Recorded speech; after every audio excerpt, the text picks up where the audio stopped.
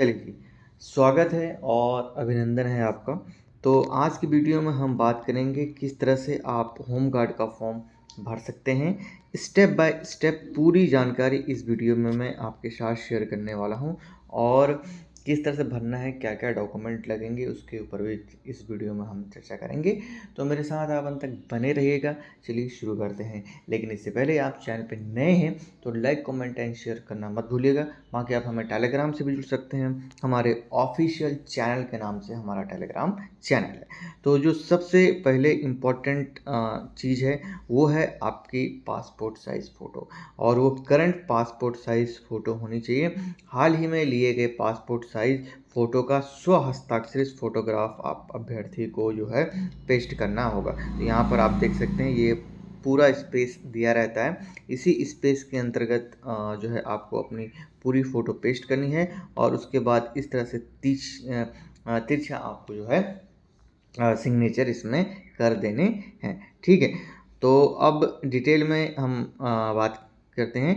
तो ये पूरा फॉर्मेट रहने वाला है आपका उत्तराखंड होम गार्ड स्वयंसेवक पद हेतु चयन के लिए। ठीक है, तो सबसे पहले इसमें रोल नंबर आएंगे। ठीक है, और उसके अलावा कार्यालय प्रयोग होती है और भर्ती केंद्र का नाम, ये आपको छोड़ देना है क्योंकि ऑफिशियल यूज के लिए है। आपका जब एडमिट कार्ड वगैरह नहीं होगा, ठीक है, ये आपको छोड़ देना है। इससे ठीक नीचे आपको आना है। यहाँ से अभ्यर्थी का नाम आपको हिंदी में और अंग्रेजी में, ये वाला सेक्शन मैंने आपको बता दिया किस तरह से आपको फिल करना है। ठीक है, नेक्स्ट आपके फादर नेम, अगर आप शादीशुदा हैं तो हालांकि ये कंबाइंड फॉर्म है और बिल्कुल इसी तरह से फॉर्म आएगा। और हालांकि रिपोर्ट्स हैं कि फीमेल की भर्ती नहीं आएगी। अब देखते हैं क्या होता है। बस 2-4 दिन का और वेट करिए, भर्ती आने वाली है। ठीक है, आपको यहाँ पर नाम। नेक्स्ट है प्लाटून का नाम जिसके लिए अभ्यर्थी आवेदन कर रहा है। तो यहाँ पर आपको लिखना है जिस भी डिस्ट्रिक्ट से आप हैं, ठीक है, उस डिस्ट्रिक्ट का नाम और प्लाटून का नाम आपको लिखना है। अभी डिस्ट्रिक्ट वाइज जो है भर्तियाँ आएंगे। ठीक है, पहले में आपके कुमाऊं रीजन, फिर बाद में कुछ गढ़वाल रीजन के बाद में अलग अलग आएंगे।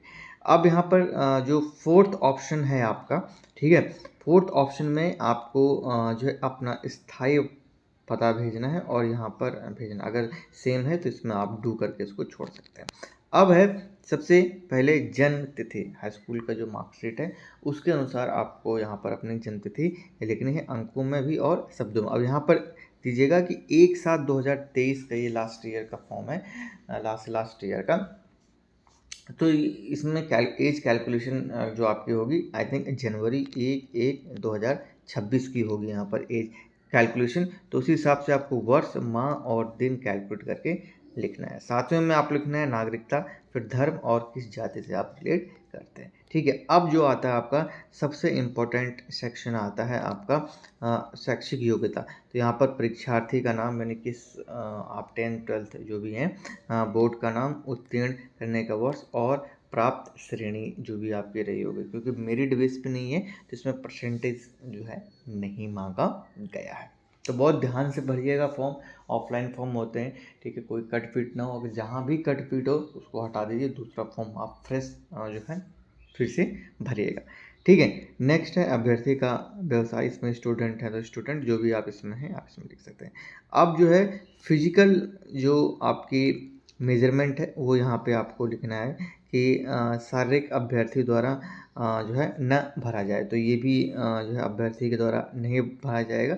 उस समय जब आपका फिजिकल होगा उस समय जो है ये भरा जाएगा। ठीक है, नेक्स्ट आपका कि स्थानीय 2 व्यक्तियों का नाम जो आप जानते हो वो आपको यहाँ पर उनका नाम, पता और कॉन्टैक्ट नंबर यहाँ पर भेजना है। अब देखिए यहाँ पर जो है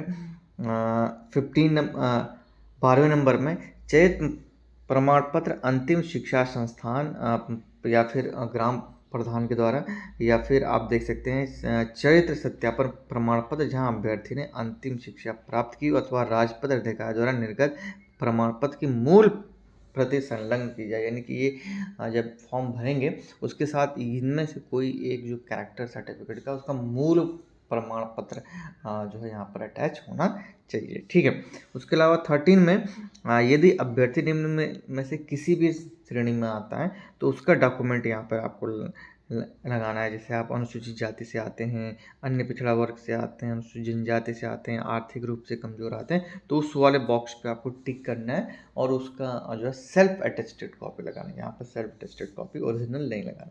ओरिजिनल केवल चेक प्रमाण पत्र के साथ यहाँ पर लिखाना है, मूल पढ़ते सेलेक्ट किया। ठीक है, बाकी अगर भूतपूर्व सैनिक हैं तो वो आपको लगाना है, उत्तराखंड का नाथ हैं, स्वतंत्रता संग्राम सेनानी के आश्रित हैं तो वो यहाँ पे लगाना है आपको। ठीक है, नेक्स्ट 14th में अगर आप कोई भी अहर्ता रखते हैं, जैसे अगर आपने हमारा पिछला वीडियो देखा हो तो हमने आपको डिटेल में एक्सप्लेन किया था कि अगर आप वाहन चालक भी हैं तो भी आपको उसमें वरीयता दी जाएगी। तो इसी संबंध में NCC, NSA, scout guide, home guard के विभिन्न विभाग में ऑलरेडी आप हैं, तो इनमें से कोई भी जो भी हैं आप उसमें आप टिक लगा सकते हैं।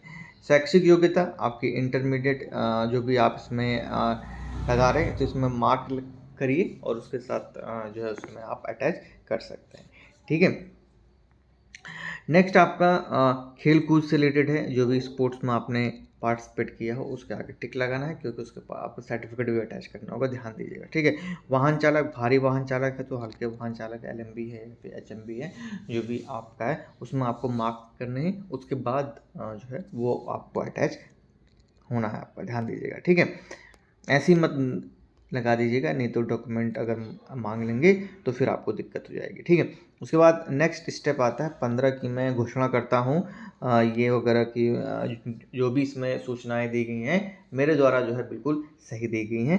वहाँ पर अभ्यर्थी का हस्ताक्षर, अभ्यर्थी का नाम, स्थान, दिनांक और क्या क्या संलग्न हुआ है वो भी यहाँ पर आप देख सकते हैं, ये जो है लगाना है जो आवश्यक है। ठीक है, आवेदन पत्र पर आवेदक की हाल में खिंचवाई गई वो तो ऊपर आपको लगाना है। ठीक है, उसके अलावा 2 पासपोर्ट साइज फ़ोटो भर्ती के समय साथ लाना आवश्यक है। उसमें हालांकि जब एडमिट कार्ड आता है उसमें ये सब डिटेल्स जो है ऑलरेडी लिखी होती हैं। बाकी शैक्षिक योग्यता, आयु, अनुभव जो है ये वगैरह वगैरह तो सब आपको जो भी अटैच करेंगे आप उसकी सेल्फ टेस्ट कॉपी जो है। ठीक है, और एक बात का बहुत ख्याल रखिएगा कि जब भी फॉर्म भरिएगा तो पूरा फॉर्म प्लस डॉक्यूमेंट जो भी आपने सेल्फ अटैच करके रखे हो उसकी एक फ़ोटो कॉपी ज़रूर अपने पास रख लीजिएगा, क्योंकि ये बहुत काम आता है आगे। ठीक है, पिछली बार अभ्यर्थियों ने यही गलती की थी।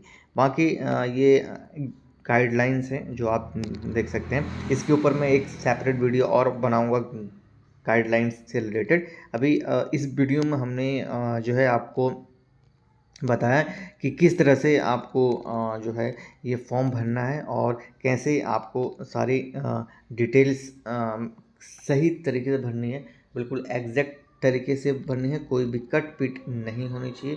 कोई भी कट पीट है तो फॉर्म रिजेक्ट हो जाएगा, क्योंकि हम लगातार ये भर्तियाँ 2019 से जब भी आ रही हैं हम इसको कवर कर रहे हैं, चाहे वो फीमेल्स की हों चाहे वो मेल की हों, तो बहुत सारे अभ्यर्थी क्या करते हैं कटपीट कर देते हैं, उसमें वाइटनर लगा देते हैं तो उनके फॉर्म रिजेक्ट हो जाते हैं। ध्यान दीजिएगा, तो आप में कोई भी कट आए फटा फॉर्म को दूसरा 5 रुपये का तो आता है यार प्रिंट। ठीक है, इसकी वजह से आपका पूरा करियर भी हो सकता है, तो इस बात का आप ज़रूर ध्यान दीजिएगा। ठीक है, बाकी आपकी क्या राय है इस मुझे कमेंट सेक्शन में बताइएगा। बाकी कोई भी दिक्कत है आपको फॉर्म भरने से रिलेटेड तो आप हमें कमेंट्स कर सकते हैं।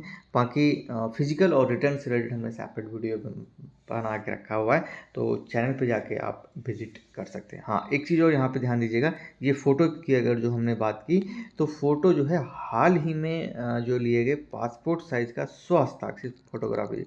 बहुत सारे अभ्यर्थियों ने जो मिस्टेक पिछली बार की थी वो आप मत करिएगा कि आपका कोई 6 महीने पहले या कुछ भी रखा होगा फॉर्म, वो एक फॉर्म से निकालते हैं स्टेपलर, तो वो मत कीजिएगा। तुरंत जाइएगा न्यू जो है फोटोग्राफ जो है खिंचा लीजिएगा पासपोर्ट साइज़ का। कोशिश करिएगा कि बैकग्राउंड उसका वाइट हो। ठीक है, उसके बाद ही यहाँ पर आपको लगाना, स्टेपल मत करिएगा। ठीक है, स्टेपल मत करिएगा, इसको पेस्ट करिएगा गम से और उसके बाद यहाँ पर ऐसे जो है तिरछे आपको सिग्नेचर करने हैं, ताकि आपका फॉर्म किसी भी तरह से रिजेक्ट नहीं हो। क्योंकि पिछले बार भी देखा गया था कि बहुत सारे फॉर्म रिजेक्ट हुए थे। हालांकि जब फॉर्म भरते हैं उसके बाद फिर एक 1 वीक के बाद 10 दिन के बाद जो है रिजेक्शन लिस्ट आती है। ठीक है, उसके बाद जाके जो है कहीं आपके एडमिट कार्ड वगैरह आते हैं। तो बहुत सारे अभ्यर्थी रिजेक्ट भी जाते हैं, छोटी छोटी मिस्टेक होती हैं जिनको आपको नहीं करना है और क्या क्या लास्ट बार के अभ्यर्थियों की वो मैंने इस वीडियो में आपके साथ शेयर कर दी, ताकि आप सतर्क रहें, सचेत रहें और सावधान रहें। बाकी मिलते हैं नेक्स्ट वीडियो में, और जो भी इन्फॉर्मेशन आएगी आप कमेंट के माध्यम से भी हमसे पूछ सकते हैं अगर आपको कोई डाउट्स हो। धन्यवाद। जय हिंद, जय भारत, जय उत्तराखंड।